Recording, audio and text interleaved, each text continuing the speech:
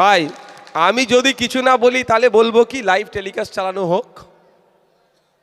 এখানে ভাঙড়ে জানবেন একটা যদি কেউ ইট গাঁথে উন্নয়নের জন্য, এটাও ভাঙড়ের মানুষের চাপে হচ্ছে, ভাঙড়ের বিধায়ক বিধানসভায় আওয়াজ তোলার জন্য হচ্ছে। এটা মনে বলে না যে কি উন্নয়ন করেছে তার উত্তর দেব, এটাও তো উন্নয়ন। যে লাইটগুলো রাস্তায় লাগাচ্ছে চাপে পড়েই তো হচ্ছে ভাই। এই লাইটের প্রস্তাব কে দিয়েছে?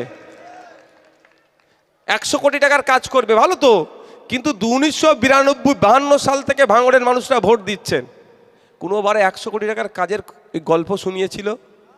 এবার কেন শোনাচ্ছে? ভাঙড়ের মানুষের চাপের কারণে। এই হচ্ছে বিরোধী থাকা দরকার, কাজ হয়ে যাচ্ছে, কাজ বুঝে নিতে হবে। একজন বিধায়ক 2022-23 বর্ষ থেকে এটা বেড়েছে, 70 লাখ হয়েছে, আগে ছিল 60 লাখ 60 লাখ, এখন 70 লাখ। তো 5 বছরে আমরা দেখলাম হিসাব করে 3,30,00,000 টাকার কাজ করতে পারবে। এই যে 3,30,00,000 টাকার কাজ, বিধায়কের হাতে 1 পয়সা আসে না। বিধায়কের কি হয়? প্রস্তাব দিতে হয় ডিস্ট্রিক্ট প্ল্যানিং অফিসারকে যে আমি এখানে করতে চাইছি, তারপরে ভিত্তিতে এই অথরিটি কাজ করবে, এই এজেন্সি কাজ করবে, তাদের হাতে দিই।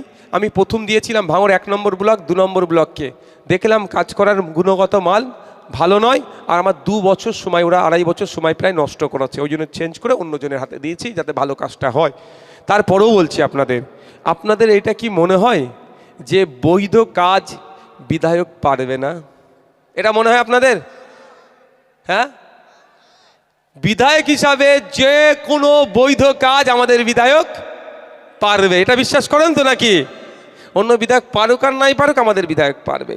তো আমি পারি বলি আপনাদের বলছি যে আমি 3,30,00,000 টাকার কাজ তো আমি নিজে থেকে করতে পারবো না, আমি ডিস্ট্রিক্ট প্ল্যানিং অফিসারকে বলবো।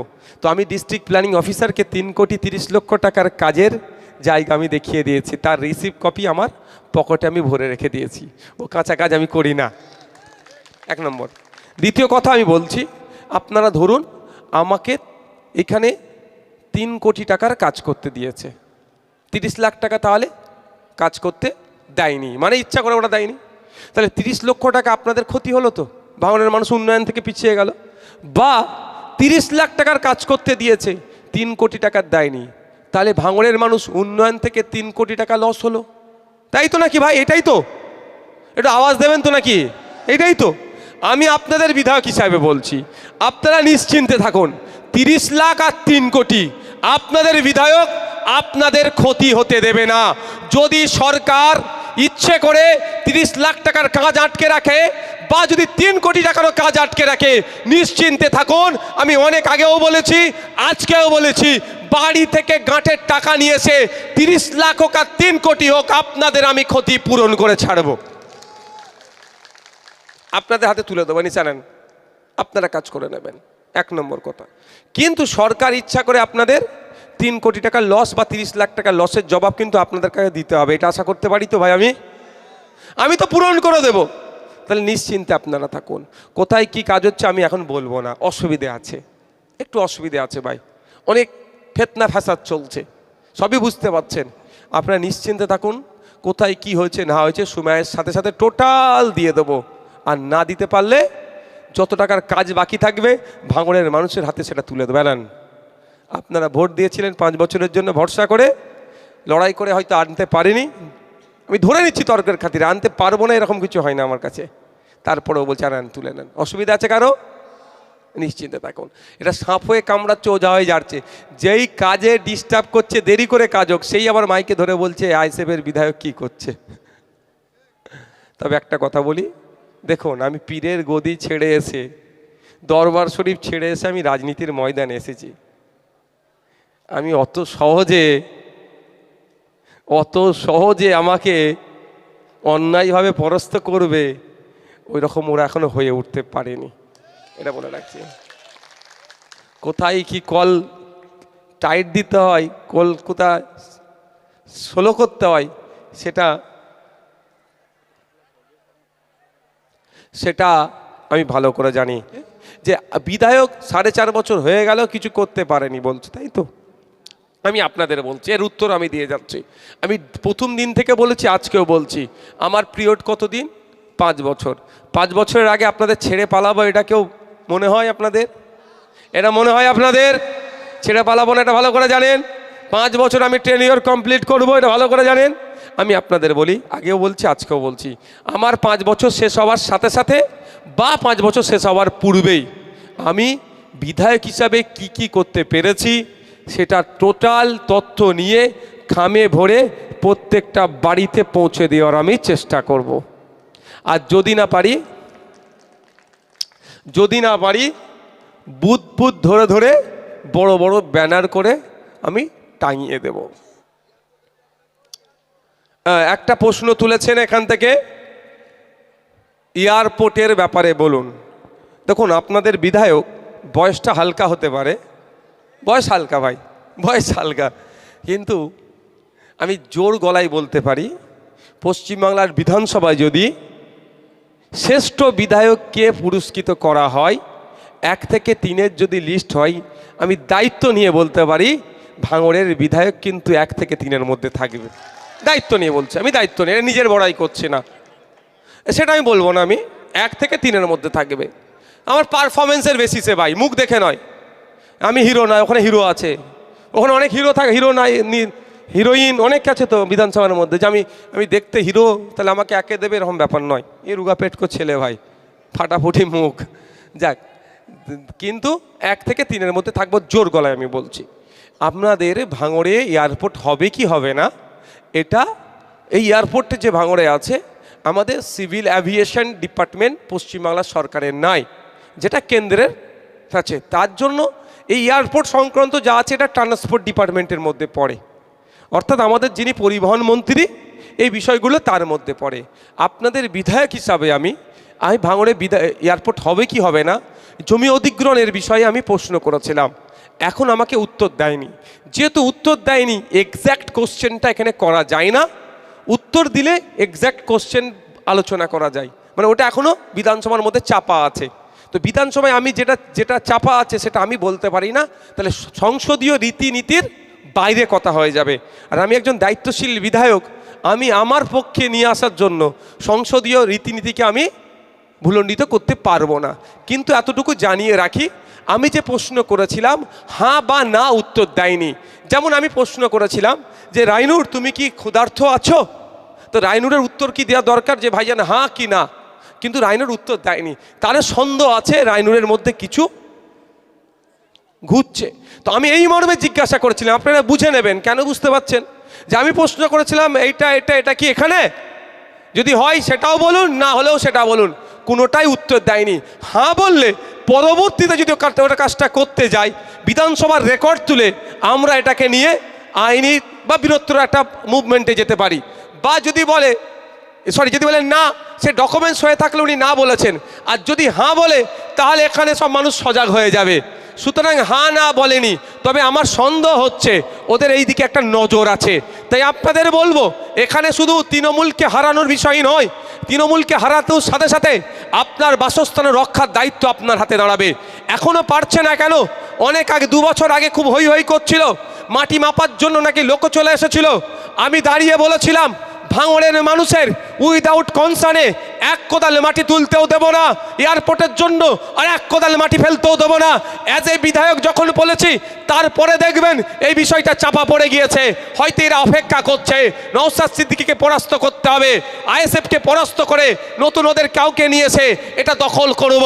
আপনাদের বলবো, রাজারহাট নিউ টাউনটা দেখুন, মসজিদের জায়গা ছিল সেখানে কেড়ে নিচ্ছে, উল্টে যেটা স্বাস্থ্যের জায়গা ছিল সেখানে দুর্গাঙ্গন বানিয়ে দিচ্ছে।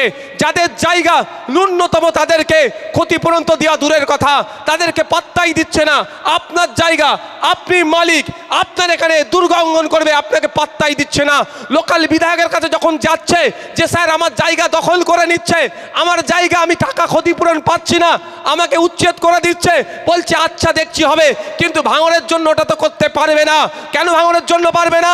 ভাঙড়ের বিধায়ক মানুষের ভোটে নির্বাচিত হয়েছে, মানুষের মতের বাইরে 1 কোদাল মাটি তুলতে দেবে না, ওরা ভালো করে জানে।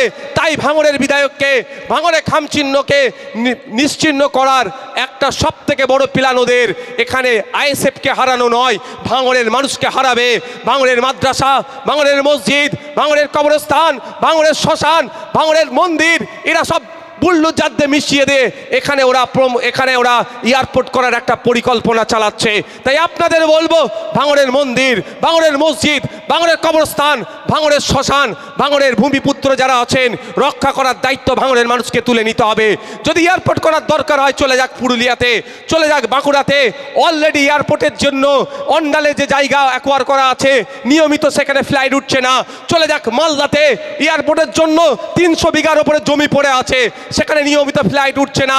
চলে যাক বাঁকুড়াতে, অনেক চাষযোগ্য জমি নয়, যেখানে শুধু আপনার হাজার হাজার বিঘে জমি এমনি পড়ে আছে, কোনো চাষবাস হচ্ছে না, ওখানে এয়ারপোর্ট করুক। তার পরিবর্তে যেখানে 3 ফসলি 4 ফসলি নয়, এমনও ঘটনা আছে ভাঙড়ের বেশ কিছু জমি, একটা জমি থেকে 6 রকম ফসল হয়, সেই জমির ওপরে নজর পড়ছে কেন? এই নজরটা শুধু মমতা ব্যানার্জির নয়, এই নজরটা হচ্ছে RSS-এর নজর। এই নজর এই জন্যই কলকাতা থেকে, কলকাতার সারাউন্ডিং যারা আছে এখানে সব তুলে দাও, সব তুলে দাও, এখানে প্রমোটিং হবে। হয়তো ভোগালীতে এয়ারপোর্ট করার প্ল্যান করেছে, জানবেন এটা মাথায় রেখে। ভোগালীতে এয়ারপোর্ট শুধু হবে না, এই জায়গাগুলোও কিন্তু অ্যাকোয়ার করবে, এই জায়গাগুলো হিটকোর মধ্যে নিয়ে নেবে, নিয়ে গিয়ে আপনার হাতে কিঞ্চিত টাকা দিয়ে আপনাকে তাড়িয়ে দেবে। আপনি কলকাতা রাজারহাট নিউ টাউনে চলে যান, গিয়ে দেখতে পাবেন যা প্রাসাদ সম 10 তলা 20 তলা হয়েছে, বাড়ির যিনি কেয়ারটেকার আছেন, যে সিকিউরিটি আছে, খোঁজ নিয়ে দেখুন ওর আগে জায়গাটার মালিক ছিল, হাতে কিছু টাকা দিয়েছে, সব ধ্বংস হয়ে গেছে, আজকে সে সিকিউরিটি হয়ে আছে। তাই এই চক্রান্ত আপনাদের সাথেও চলছে।